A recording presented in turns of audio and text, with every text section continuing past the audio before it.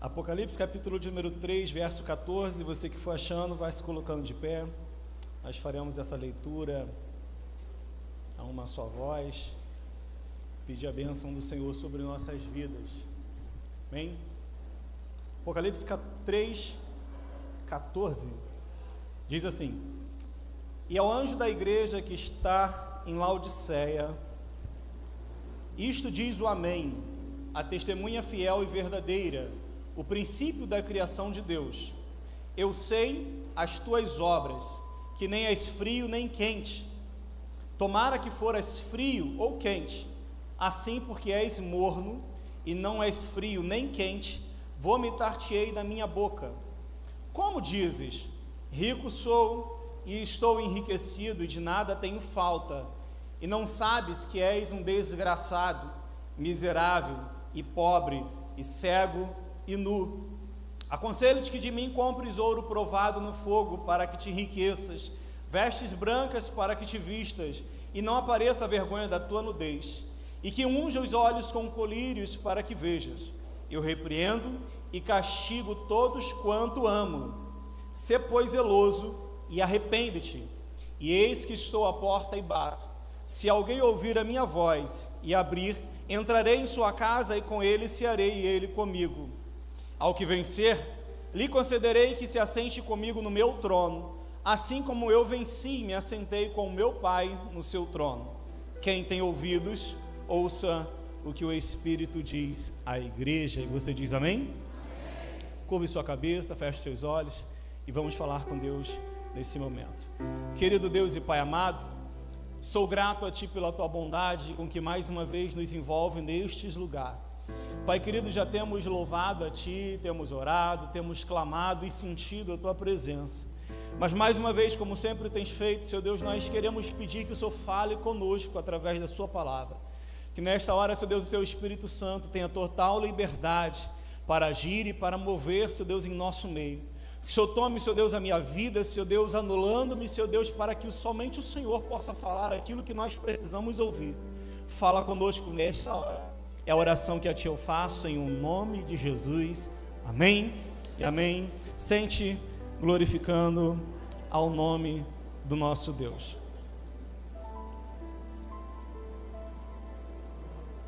Bendito é o Senhor. Queridos, nós estamos aqui hoje diante de um texto que é um escrito do nosso Senhor Jesus Cristo através do seu amanuense João, o apóstolo, que estava preso na ilha de Patmos por causa do testemunho e da palavra do nosso Senhor Jesus. E quando o Senhor aparece a ele, diz para ele: João, escreve as 7 cartas que estão na Ásia. E ele ali fala o nome das 7 cartas. E a última carta que João vai escrever é a carta à igreja de Laodiceia.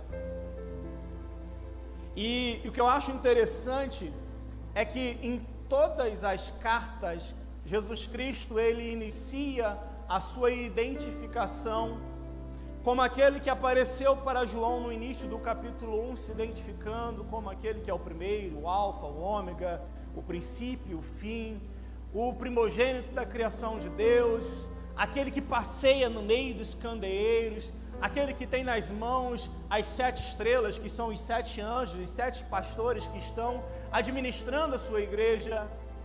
E aqui Jesus Cristo, ele vai falar agora à igreja de Laodiceia, escrevendo ali essa carta para corrigir os desvios de uma igreja que tinha tudo para dar certo, mas que estava dando errado. E o que eu acho interessante é que Jesus Cristo, ele, à medida que ele vai falar à igreja de Laodiceia através de João, ele começa dizendo assim: essas coisas diz o Amém. Verifica na sua Bíblia se Amém está aí com letra maiúscula. Essas coisas diz o Amém. Ou seja, Jesus Cristo, ele se identifica como sendo aquele que confirma a sua própria palavra. Porque todas as vezes que nós oramos, todas as vezes que nós pronunciamos, emitimos uma sentença e para confirmar corroborar, atestar aquilo que nós falamos, nós dizemos amém, que significa assim seja. Mas Jesus Cristo, ele está dizendo, eu sou o amém.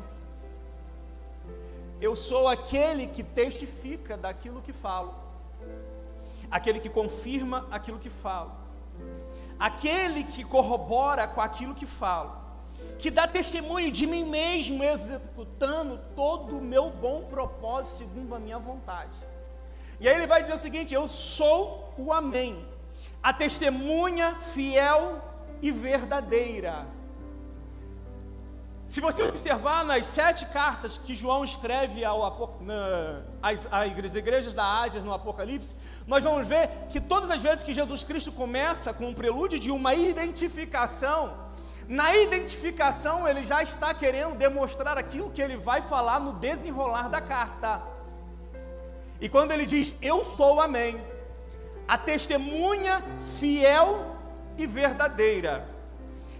Testemunha aquele que viu, aquele que testifica, aquele que conhece, aquele que sabe daquilo que aconteceu. E Jesus Cristo está dizendo assim, ó, eu sou testemunha e não falsa, sou uma testemunha fiel e verdadeira. Aquele que sabe dos fatos, aquele que conhece aquilo que acontece, aquilo que está acontecendo e aquilo que ainda vai acontecer. Aquilo que nós não entendemos, não vemos, não percebemos, não temos conhecimento, ele sabe, porque ele é aquele que é capaz de prescrutar o mais íntimo do nosso ser. E aí ele vai continuar, ele vai falar o seguinte, o princípio da criação de Deus. A palavra princípio da criação de Deus, se interpretada do ponto de vista, no grego, na voz passiva, significa que ele seria o primeiro criado. Mas aqui está na voz ativa, dizendo que na verdade, ele não é o primeiro criado, mas ele é a origem da criação. Ele é aquele que deu origem a toda a criação de Deus. O próprio João, no capítulo 1, no versículo 1 do seu livro, que o mesmo que escreve a carta do Apocalipse, ele vai dizer o seguinte, ó, no princípio era o verbo, e o verbo estava com Deus, e o verbo era... Todas as coisas foram feitas por Ele, e sem Ele nada do que foi feito se fez. Ou seja, Jesus Cristo, Ele não é um ser criado, mas Ele é criador. Ele não é o princípio da criação, como sendo o primeiro da criação, mas sendo a origem de toda a criação. Tudo foi feito por Ele, para Ele, por meio dEle. Por isso, glória somente a Ele. E à medida que ele vai desenrolando a sua carta aqui a João, ele vai falar o seguinte agora, eu conheço as tuas obras. Logo após Jesus se identificar, ele começa a conversar com a igreja, a proposta daquilo pelo qual ele está ordenando que João escreva, eu conheço as tuas obras. Para todas as 7 igrejas da Ásia que João vai escrever, Jesus Cristo sempre após identificar, ele começa dizendo, eu conheço as tuas obras. Para a igreja de Sardes ele diz, eu conheço as tuas obras. Para a igreja de Filadélfia ele diz, eu conheço as tuas obras. Para a igreja de Éfeso ele vai dizer, eu conheço as tuas obras. Para a igreja de Esmirna ele vai também dizer, eu conheço as tuas obras. Eu quero lhe dizer que para todas as igrejas Jesus Cristo disse, eu conheço as tuas obras. E para a nossa igreja ele também está dizendo, eu conheço as tuas obras. Eu conheço aquilo que tu fazes. Eu conheço por onde tu andas. Eu conheço aquilo que tu fala. Eu conheço até mesmo os teus pensamentos. Jesus Cristo conhece. Aquilo que o homem não pode ver, Jesus Cristo vê. A Bíblia diz em Hebreus 4:13 o seguinte, olha, nada em toda a criação está oculta aos olhos de Deus. tudo está descoberto e exposto diante dos olhos daquele a qual havemos de prestar conta. Nada, absolutamente nada, passa desapercebido à visão do nosso Todo-Poderoso. O conhecimento dele é perfeito e limitado, não é progressivo, ele é total. Jeremias vai dizer no capítulo 32, versículo 19 do seu livro o seguinte, olha: teus propósitos são altíssimos e tuas realizações são poderosas. Os teus olhos observam todo o comportamento dos seres humanos, a fim de retribuires a cada pessoa segundo as suas obras, segundo aquilo que merece os seus atos. Deus conhece todas as coisas. Ele sabe aquilo que você faz quando ninguém está vendo. Ele sabe por onde você anda quando ninguém mais sabe. Ele sabe. Há um engodo por parte do diabo em fazer-nos acreditar que distante da vista dos nossos cônjuges, distante da vista dos nossos pais, distante da vista dos nossos superiores, ninguém vai nos pegar, nada que possamos fazer vai vir ao culto. Eu quero lhe dizer que ainda que os homens não possam ver, há um Deus nos céus que te contempla a todo e qualquer momento na sua vida. No banheiro da sua casa, Deus está te vendo. No interior do seu quarto, Deus está te vendo. Lá no escuro, onde ninguém está vendo, Deus está te vendo. O conhecimento de Deus não é somente sobre aquilo que fazemos, mas também pela motivação daquilo que fazemos. E aí eu quero lhe dizer uma coisa: nenhum juiz, por mais inteligente, perito, experiente que seja, pode julgar fora o íntimo. Pode julgar as motivações do nosso coração, pode julgar as nossas intenções. Ele julga fatos com base na lei, mas o nosso Senhor Jesus Cristo, Ele não conhece apenas os fatos, mas Ele conhece a motivação que leva à existência dos fatos. A Bíblia vai dizer em 2 Crônicas 6,30 o seguinte: ouve dos céus, ó Deus, o lugar da tua habitação, e perdoa e trata cada pessoa conforme ele merece, uma vez que só tu conheces o íntimo de cada um de nós. Sim, tu conheces o coração do ser humano. Ele vai dizer a Davi: eu sou aquele que esquadrinha a mente do meu povo e o seu coração, assim para dar a cada um segundo os seus caminhos. Jesus Cristo sabe não somente aquilo que você faz, mas Ele sabe o porquê você faz. Ele conhece a motivação do seu coração. Ele conhece as intenções do nosso coração. E às vezes nós estamos preocupados mais em demonstrar aparência do que essência. Estamos mais preocupados com fatos do que com evidências verídicas daquilo que realmente nos leva a cometer e a fazer os fatos. Mas eu quero lhe dizer que Deus não se engana. Porque Ele não vê como o homem vê, porque o homem só olha a aparência, mas Deus vê o interior de cada um de nós. E aí, por conhecer as nossas obras, Ele vai dizer à igreja de Laodiceia o seguinte: olha, eu conheço as tuas obras e que tu não és nem frio e nem quente. Tomaras que foras frio ou quente, porque és morno, não és frio nem quente, estou a ponto de vomitar-te da minha boca. O problema da igreja de Laodiceia não era questões doutrinárias, porque em outras cartas, como a igreja de Sardes, Jesus Cristo julgou questões doutrinárias. Não era problema de pecados escondidos ou mesmo doutrina de Balaão. Não, Laodiceia não tinha problema com uma mulher chamada Jezabel. Laodiceia não tinha problemas com os falsos apóstolos. Laodiceia não tinha problema com os falsos obreiros. O problema da igreja de Laodiceia era a sua falta de intensidade no servir a Deus. O que Jesus Cristo vai reclamar com essa igreja não é um desvio doutrinário, mas sim um desvio de conduta, um desvio de busca em verdade, em espírito, à face do Senhor. Porque és morno. Tu não és nem quente nem frio, tu és morno. E porque tu és morno, estou a ponto de vomitar-te da minha boca.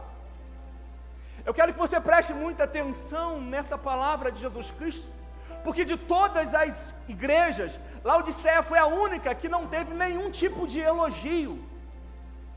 Laodiceia não foi a única que não teve nenhum tipo de parecer produtivo daquilo que ela estava fazendo. Pelo contrário, ainda que não houvesse acusações, não houve também aprovações. O Senhor disse o seguinte: olha, eu conheço as tuas obras, e tu não és nem quente e nem frio. Tu és morno. Quiseras que fosse frio ou quente, mas que porque tu és morno, estou a ponto de vomitar-te da minha boca. Isso é sério. A palavra que Jesus Cristo vai dar à igreja de Laodiceia, ela está dentro de um contexto da onde se situava a cidade. Você vai ver lá na carta escrita aos Colossenses, no capítulo 4, versículo 13, que Laodiceia fazia parte do aglomerado de 3 cidades importantes, e Laodiceia era a cidade mais rica das 3, juntamente com Colossos e Hierápolis.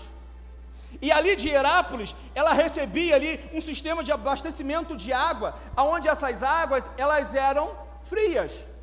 E de Colossos, ela recebia um sistema de abastecimento de água, onde essas águas eram quentes. E o que acontece é o seguinte, que as águas que eram frias da cidade próxima a Laodiceia, ela era refrescante, ela matava a sede, ela ajudava e saciava a sede dos viajantes. As águas quentes de Hierápolis, elas eram medicinais, elas curavam doenças, eram tratadas, as pessoas tinham aquelas águas como águas para tomar banhos térmicos, para diversas propriedades que sejam benéficas ao corpo, mas as águas de Laodiceia não eram nem fria e nem quente, eram mornas, e por serem mornas, não tinha nenhum proveito imediato. Se alguém tentasse bebê-las das suas fontes, sentiria náuseas, enjoo. E é isso que Jesus Cristo está falando para a igreja de Laodiceia. Aquilo que você produz, quando chega para mim, me causa náuseas, me causa enjoo, e por conta disso, eu estou a ponto de vomitar-te da minha boca. Tu não és nem quente, tu não és fervoroso, tu não és intenso na sua busca, seu cuidado para comigo, seu serviço ao meu favor, sua busca em prol do reino, não é de produtividade nenhuma. E aí o Senhor falou o seguinte: era melhor que você fosse frio do que ser morno. Qual a característica de uma pessoa morna? Eu fiz algumas anotações aqui para a gente compartilhar. Uma das primeiras características de uma pessoa morna é uma pessoa que iniciou a sua caminhada na fé, mas não progrediu. Ou seja, da maneira que começou, ela se estagnou. A chama do primeiro amor acabou e ela não avançou. Isso é, ela se estagnou no meio do caminho e a sua vida não progrediu, não evoluiu, não cresceu. As suas águas, os caminhos estão apenas nos seus pés. E com isso ela não avançou para águas mais profundas. Uma pessoa morna é uma pessoa que talvez um dia já tenha tido o seu coração embraseado pelo fogo do Espírito, mas no entanto no decorrer da sua caminhada cristã se permitiu esfriar na fé e hoje vive apenas com aquilo que passou, mas no entanto não tem mais nada na sua vida. Sabe aquela pessoa que é saudosista? No passado eu orava, no passado eu jejuava, no passado eu lia a Bíblia, no passado eu estava frequente em todos os cultos, no passado eu atuava na obra de Deus, eu era o primeiro a me apresentar, eu era sempre voluntário, estava sempre à disposição, todos os cultos eu estava na igreja, eu era intenso na minha busca da minha adoração e a intimidade com Deus, mas passou. A pessoa era, mas não é mais. A pessoa buscava, mas não busca mais. A pessoa sentia a presença de Deus, mas não sente mais. A pessoa falava com mistérios de Deus, mas agora não fala mais. Passou. aquilo que ela viveu no passado não tem valor nenhum no presente. Outrora ela é intensa, agora ela é indiferente. Crente morna. Uma pessoa morna é uma pessoa apática espiritualmente. No ambiente de culto, no momento da adoração, no momento do louvor, da exaltação, no momento da ministração, Deus fala com o irmão do lado, Deus fala com o irmão da frente, Deus fala com o irmão do outro lado, Deus fala com o irmão de trás, mas ela é a única que não ouve nada. Deus está falando, mas ela não está ouvindo. O louvor está subindo, mas ela não está adorando. Deus está visitando, mas ela não está sentindo. Ela fica na igreja como se fosse um ambiente qualquer. Ela não entende que Deus está presente na casa. E quem é sensível sente a presença dele. Mas quem é morno fica só olhando. E muitas vezes julgando o comportamento do outro. Quem é você para julgar a maneira que o outro adora? Quem é você para julgar a maneira como Deus visita? Deus, ele age de maneira multiforme. A graça dele, ela é multiforme. Deus não trabalha dentro dos seus padrões intelectuais, daquilo que você entende como as suas crenças limitantes. Eu quero lhe dizer que Deus é livre e soberano para agir da maneira como ele quer. O problema não é nós sermos intensos na busca, o problema é nós sermos apáticos nessa busca.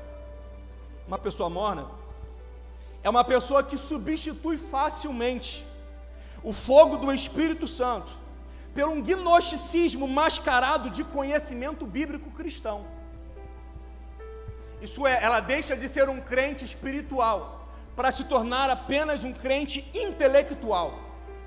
Ela acredita firmemente que quanto mais ela lê livros diversos, mais ela tem conhecimento de Deus. Ela acredita que quanto mais ela sabe de teologia, de escatologia, pneumatologia, soteriologia, a martiologia e todas as gias que existem no mundo acadêmico teológico, mais ela conhece de Deus. Eu quero lhe dizer que não, isso é um engano do diabo. O seminário está cheio de pessoas vazias de Deus. Sabe por quê? Porque nada substitui a experiência da conversão. Nada substitui a experiência com Deus. E o problema hoje é que as pessoas estão querendo buscar Deus através de literatura e, no entanto, não são capazes de buscar Deus em oração. É por isso que o coração não tem fervor. É por isso que a sua oração não sobe, não passa desse teto. É por isso que quando Deus está falando, você não ouve, porque você se tornou um crente morno, intelectual, que acredita que os seus conhecimentos podem te levar a algum lugar. Eu quero lhe dizer o seguinte: somente a experiência profunda com Deus, através da obra regenerativa do Espírito Santo, promovendo em mim e você um novo nascimento, é o que nos permite sermos salvos. Aquele cego do tanque de Siloé, que você conhece a história, daquele moço que era cego de nascença, Jesus Cristo cuspiu no chão, fez lodo, aplicou nos seus olhos, mandou que ele fosse até o tanque de Siloé, lavasse os seus olhos, e quando ele volta enxergando. Os fariseus, os teólogos, os teóricos da época, os detentores da lei, eles olharam para ele e falaram o seguinte: olha, dá glória a Deus, porque esse homem que te curou, ele não é de Deus. Porque se ele fosse de Deus, ele não curaria num sábado.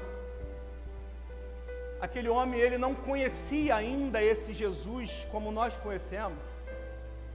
Jesus Cristo o havia curado, mandou ele se lavar, mas não deu nenhuma instrução a ele.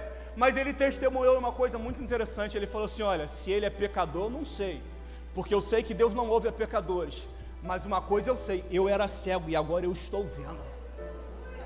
E isso faz toda a diferença.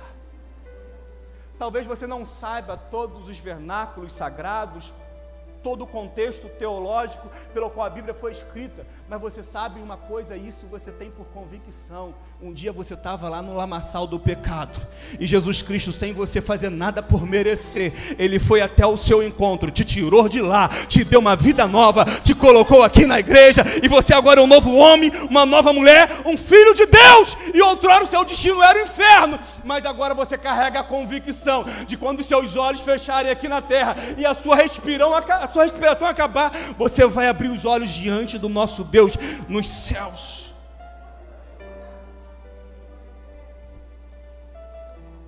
Grave isso. Se você esquecer de tudo aquilo que eu falar. O Evangelho não é sobre o quanto você sabe. O Evangelho é sobre o quanto você vive. Evangelho não é o quanto você sabe, é sobre o quanto você vive.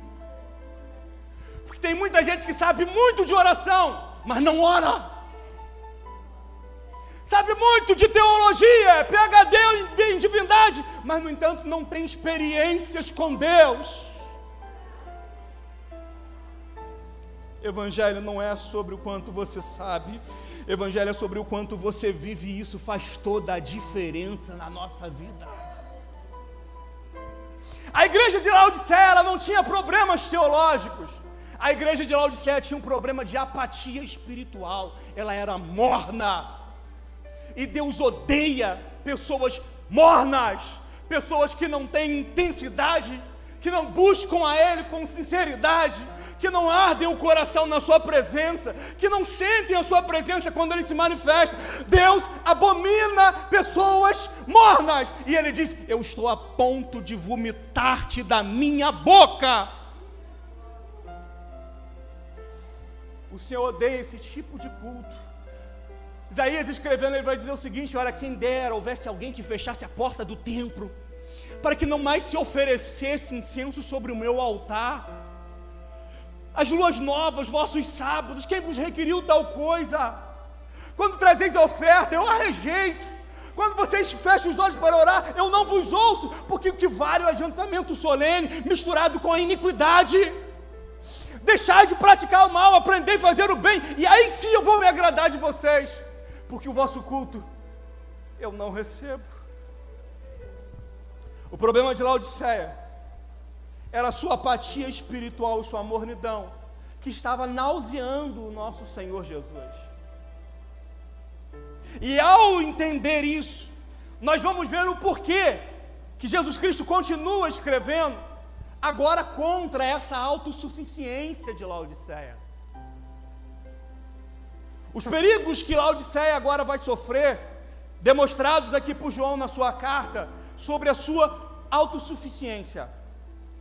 Laodiceia era uma cidade extremamente rica. Ela ficava no centro de uma rota comercial muito importante. Ali havia bancos aonde, por causa de uma encruzilhada de rotas comerciais que expandiam-se para o mundo, permitiam que as pessoas ali trocassem dinheiro, fizessem permuta, fizessem várias negociações. Além disso, Laodiceia tinha um importante centro têxtil. Ela é responsável por uma das fabricações da lã negra, uma lã assim de altíssimo valor e importância para o mundo de então. Laodiceia era uma cidade afamada pelas suas roupas. Laodiceia era como se fosse uma Milão da atualidade. Laodiceia também tinha uma escola de medicina que produzia ali um colírio, um unguento que praticamente restaurava a vista de todos aqueles que usavam. E por causa dessas questões, a cidade de Laodiceia era uma cidade muito rica e abastada. Quando houve uma destruição, uma catástrofe natural, no ano 60 depois de Cristo, todas as cidades à volta, Colossos, Herápolis e todas as demais, precisaram de ajuda do Império Romano para se reconstruir, como que aconteceu agora no Rio Grande do Sul. Laodiceia não, falou assim: nós não precisamos de nada, nós temos suficiente para nós nos reconstruirmos quantas vezes nós formos destruídos. E ela se reconstruiu sozinha.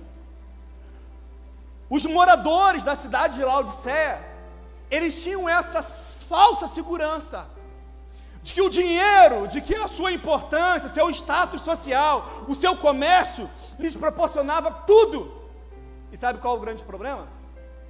A igreja de Laodiceia incorporou esse mesmo pensamento. Incorporou esse mesmo pensamento de autossuficiência. Eu não preciso de nada, eu não preciso de ninguém, nós nos bastamos, somos prósperos, bem-sucedidos, temos dinheiro, temos saúde, temos as melhores roupas, temos os melhores negócios, não precisamos de nada. Aí Jesus Cristo diz aí no versículo 17: como dizes? As afirmações de Laodiceia acerca de si mesmo refletiam, na verdade, o estado espiritual dela. Ela mentia para si mesmo, dizendo: olha, rico estou, e estou enriquecido, e de nada tenho falta. Laodiceia, ela alardeava, dizendo para si mesmo: olha, rico estou enriquecido, e de nada tenho falta. Ela dizia isso para si mesmo, sabe? Aquela igreja autossuficiente, autossustentável, que não precisa de nada de ninguém, nem de Deus elas precisavam. Na cabeça deles. Como dizes? O problema, sabe qual é? É que você pode enganar a si mesmo. Você pode enganar até os outros. Mas você nunca pode enganar aquele que é o Amém, cujos olhos são como chamas de fogo, e ele anda nos meios dos catiçais, e a ele você não pode enganar. A ele você não pode enganar. Talvez as pessoas possam olhar para a sua vida e achar a sua vida perfeita. Olha, como você é bonitinho, como você se veste bem, como você fala bonito, como sua família é perfeita. Talvez você diga para os outros: olha, eu não preciso de nada, porque eu tenho o suficiente. Talvez você só esteja enganando a si mesmo, porque a condição financeira de Laodiceia proporcionava isso aos seus membros, uma estúpida sensação de autossuficiência, aonde eles acreditavam que não precisavam mais de nada. Só que aí Jesus Cristo falou o seguinte: olha, não é assim. Não é assim. A sua riqueza não pode te proporcionar aquilo que é mais importante, que é a segurança da vida eterna. Já parou para pensar que às vezes nós organizamos as nossas vidas como se fôssemos viver eternamente aqui? Parece que nós nos planejamos para tudo e para todos. Tem gente que tem plano para os próximos 50, para os próximos 100 anos e nem vai viver isso. Acha que vai passar a eternidade aqui na terra. Eu quero dizer que a sua vida é um sopro. E você não sabe nem se você vai sair vivo desse culto. Jesus contou uma parábola lá em Lucas capítulo 14, versículo 15, eu gostaria que você prestasse bastante atenção, que eu vou lê-la para você, aonde ele diz o seguinte: olha, acautelai-vos e guardai-vos da avareza, porque a vida do homem não consiste na abundância daquilo que ele possui. E ele propôs uma parábola dizendo: a herdade do homem rico produziu em abundância, e ele arrazoava consigo mesmo dizendo: que farei?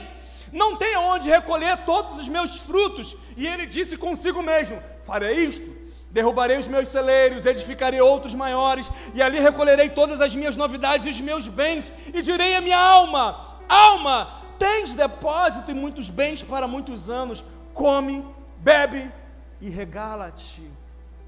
Mas Deus lhe disse: louco, essa noite pedirão a tua alma, e o que tens preparado, e para quem será? Assim é aquele que para si junta tesouros, mas que não é rico para com Deus. A sua riqueza terrena, seus bens, seu status, isso não pode lhe comprar um lugar no céu.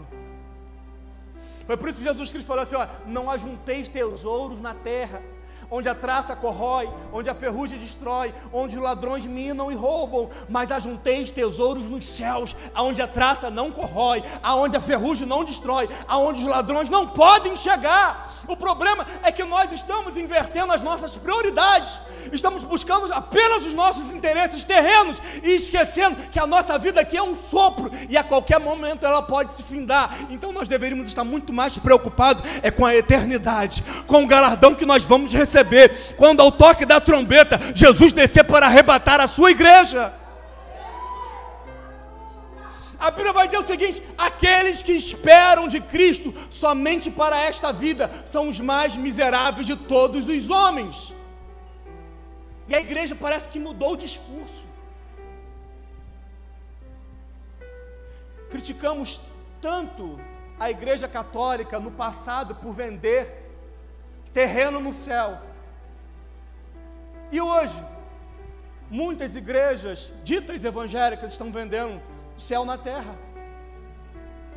Estamos esquecendo que aqui estamos de passagem. Aqui estamos de passagem, a qualquer momento o Senhor Jesus Cristo pode voltar. E se Ele não voltar, talvez você possa ir. E aí o que Jesus Cristo falou acerca daquele homem rico, que só pensava consigo mesmo, naquilo que ele estava vivendo no presente. Louco, se essa noite te pedirem a tua alma, o que tens tu preparado e para quem será?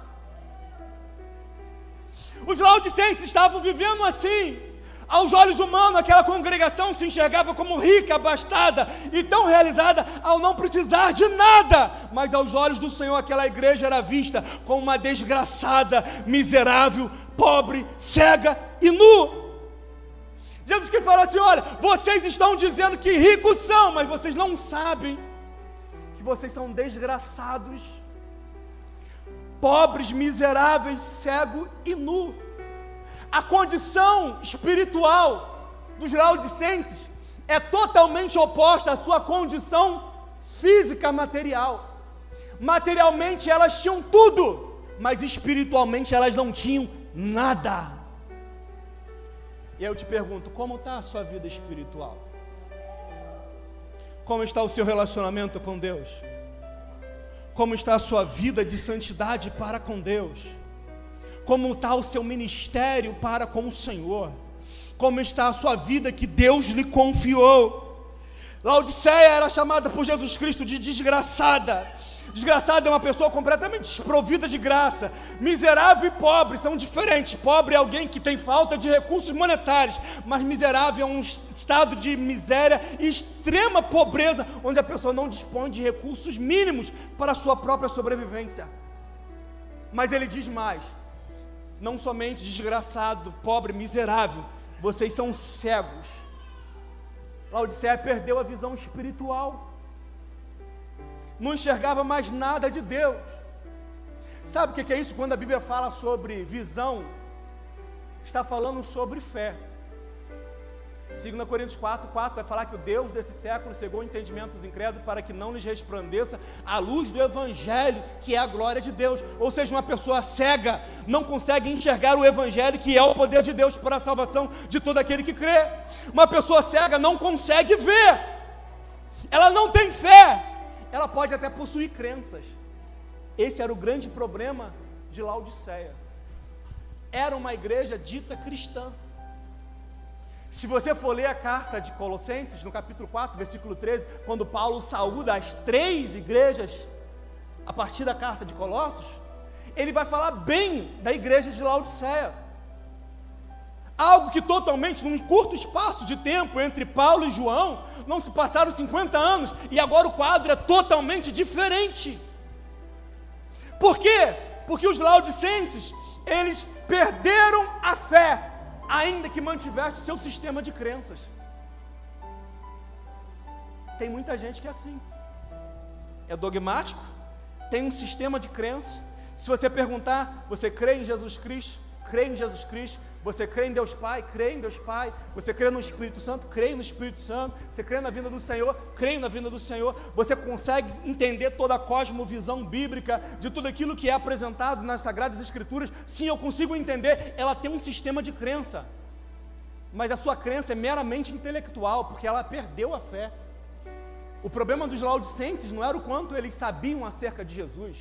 Os problemas dos laodicenses é o quanto eles criam em Jesus.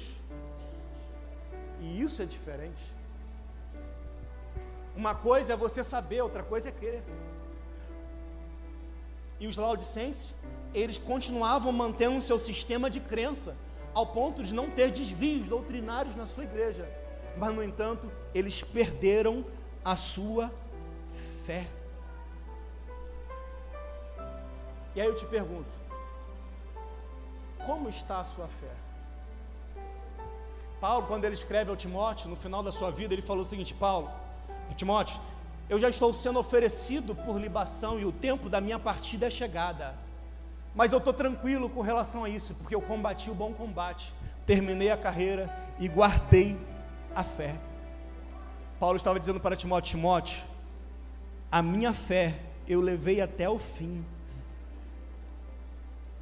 Eu vou entrar pelos portais das mansões celestiais com honra, porque a minha fé eu guardei até o fim. Sabe qual é a grande dificuldade? Jesus Cristo, ele falou no sermão, quando ele disse o seguinte, porventura, quando o Filho do Homem voltar, achará fé na terra. Hoje nós estamos muito mais preocupados com sistemas teológicos e crenças do que propriamente com fé. As pessoas sabem, mas não creem. Crer também é saber, mas no entanto uma não substitui a outra. Você é salvo pela graça, mediante a fé. Você não é salvo pela graça mediante o quanto você sabe. E as pessoas estão confundindo isso.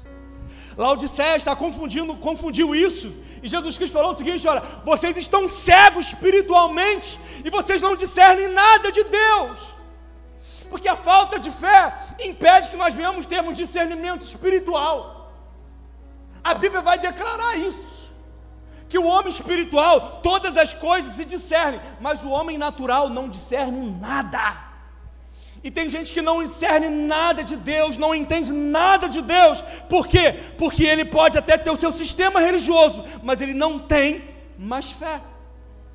E não era apenas cegos, mas eles também eram nu.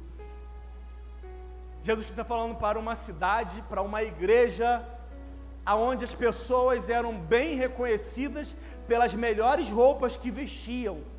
E ele está falando o seguinte para os laodicenses: olha, ainda que vocês se vistam com a melhor das grifes, vocês estão espiritualmente nus. E aí por isso que ele vai te aconselhar o seguinte: olha, eu aconselho, versículo 18, que de mim compres ouro provado no fogo, para que te enriqueças, vestes brancas para que vistas, e não apareça a vergonha da tua nudez, e que unja os seus olhos com colírios, para que vejas. Aí, me ajuda a pensar.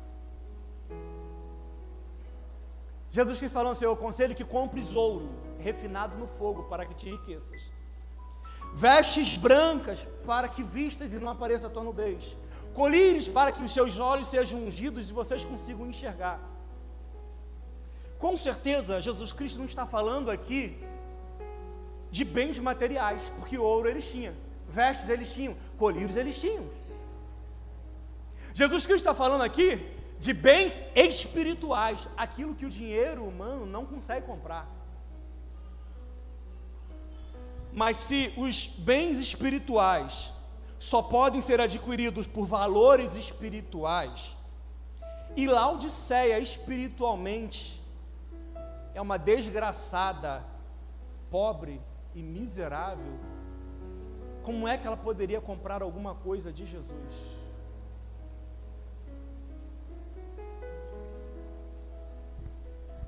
Como é que ela poderia comprar alguma coisa? É aí que está a questão. Diga comigo: graça. Pode dizer mais alto: graça. É o favor imerecido de Deus, aonde Ele nos dá, não por preço, mas por sua bondade e misericórdia. Isaías capítulo 55, versículo 1 diz assim: todo aquele que tem sede, venha a mim e beba. E quem quiser, beba de graça das águas da vida. Aquilo que Deus tem para você é de graça. Não porque tenha sido de graça, mas porque Ele já pagou o preço por mim, por você, no seu lugar. E aí eu vou caminhar para o final. E aí Jesus Cristo dá uma repreensão amorosa à igreja de Laodiceia, depois de todas essas chamadas. Acompanha aí o versículo de número 19.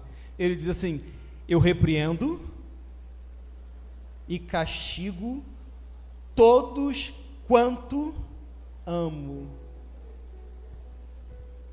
Eu repreendo e castigo todos quanto amo. Sabe o que Jesus Cristo está falando aqui?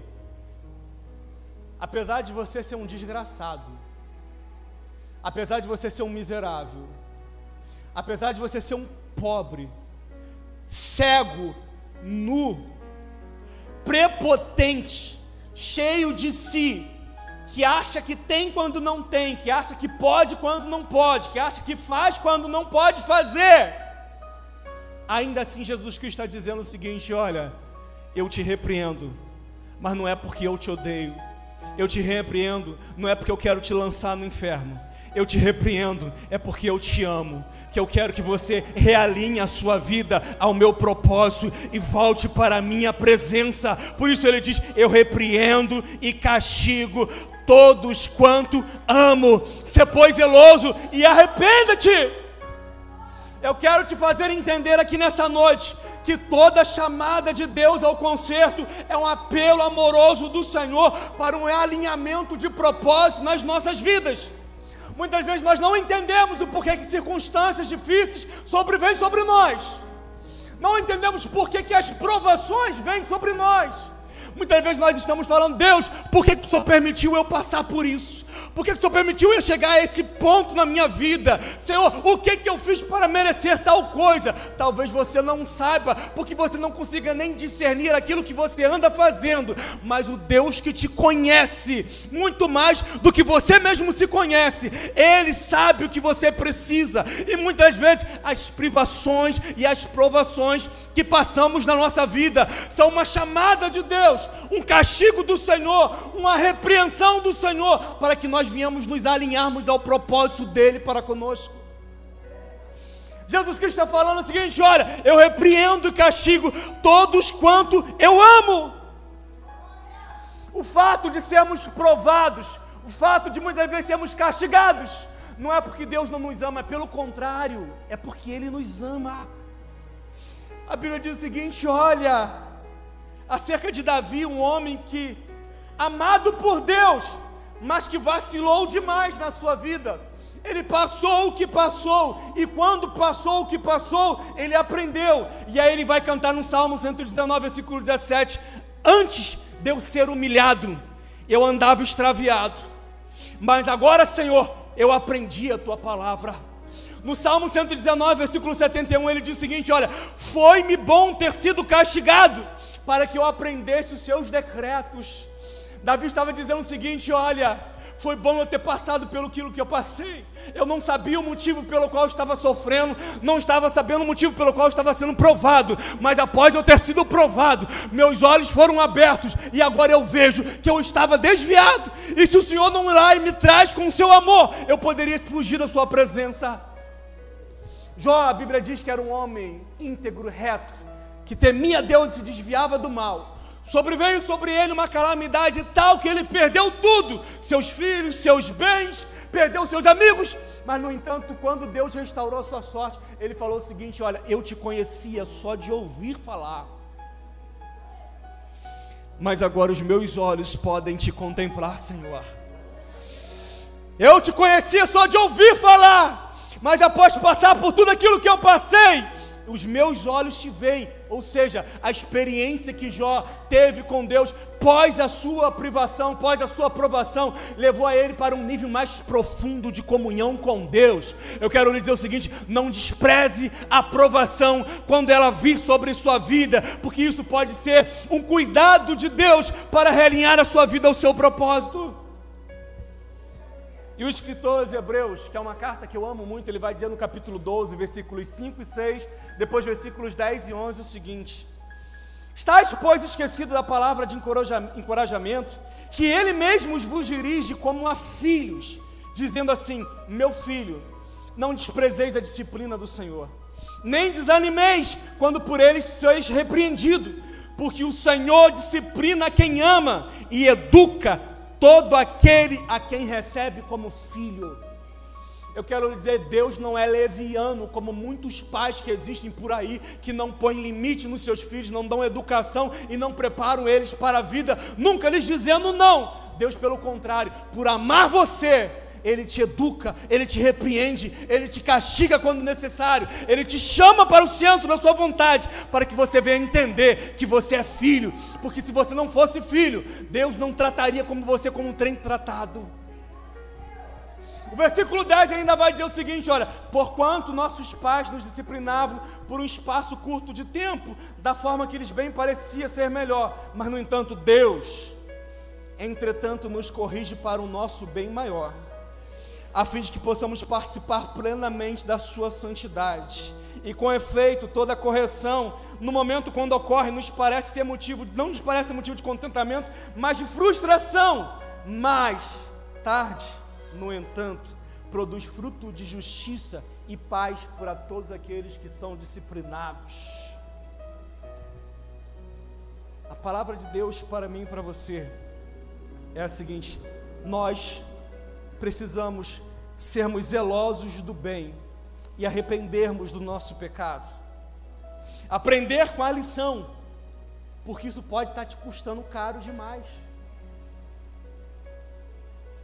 e realinhar os nossos caminhos com a presença do Senhor, voltar-nos para Deus com jejuns, lágrimas e mudanças de atitude.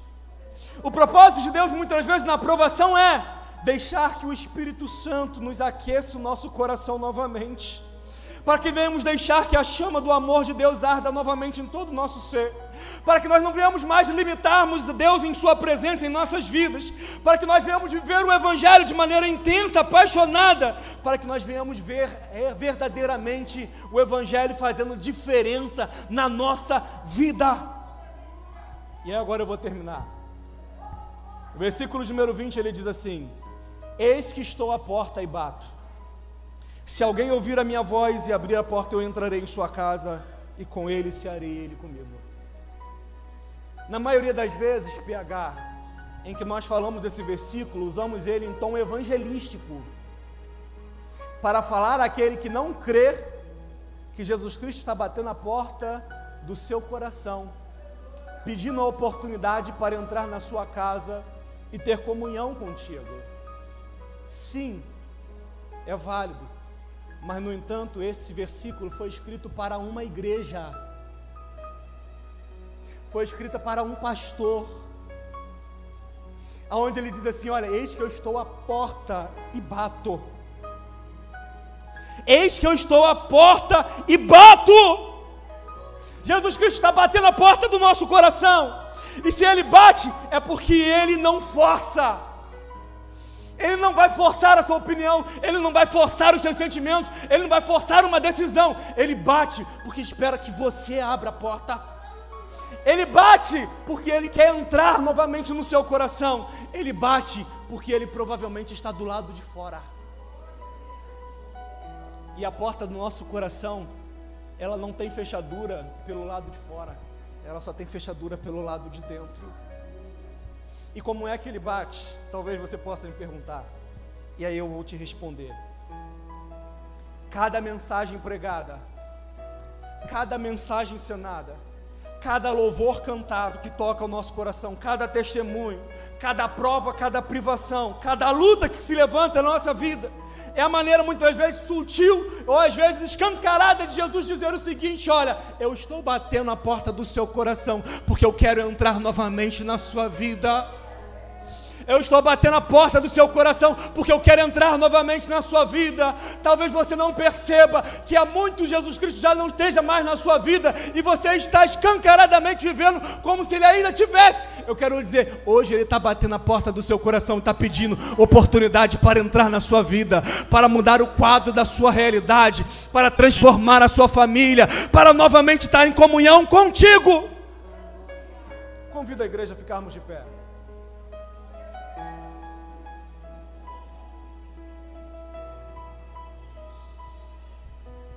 Eis que estou à porta e bato.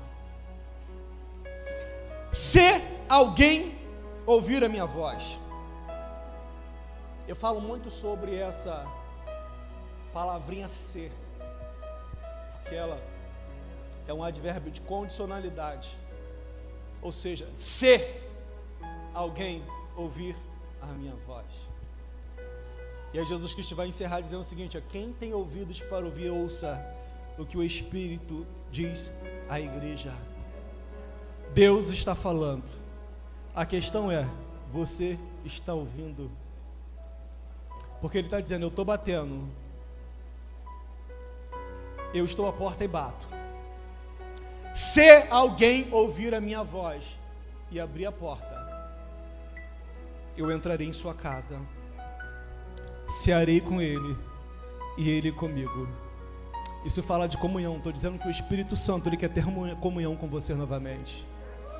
Ele quer restaurar essa comunhão, muitas vezes perdida, que um dia você teve, que hoje você não tem mais. Talvez você seja uma pessoa saudosista, que viva das experiências do passado. Eu quero dizer que aquilo que passou, passou. Deus quer te dar experiências novas hoje, agora. Deus quer entrar na sua vida, Ele quer ter comunhão contigo. A questão é, você quer ter a sua comunhão restaurada com o nosso Deus novamente? Só depende de você. Porque esse Deus que te ama, Ele vai continuar batendo até você abrir. Até você abrir. E aí o meu convite para você, abra a porta do seu coração essa noite. Porque Jesus Cristo, Ele fez uma promessa para aqueles que abrirem a porta do seu coração. Ele disse o seguinte: olha, ao que vencer, eu concederei que se assente comigo no meu trono, assim como eu venci e me assentei no trono do meu Pai. Ele quer fazer de você um vencedor. E quando eu falo um vencedor, não é aquele que ganha, mas é aquele que suporta até o fim. Deus quer te dar forças para você ir até o fim e vencer tudo que tiver pela frente e terminar a carreira guardando a fé, para que você possa entrar às portas dos céus com honra. Eu vou convidar o pastor Márcio para estar subindo aqui à tribuna e estar fazendo esse momento de oração com a igreja. Mas o meu desejo do meu coração é para cada um de nós não venhamos sair daqui essa noite da mesma maneira que entramos, porque o Espírito Santo está batendo a porta do seu coração. E se você abrir essa porta, hoje Jesus Cristo entra na sua vida e você vai ver tudo aquilo que Deus pode fazer quando Ele entra na nossa vida. Pastor Márcio.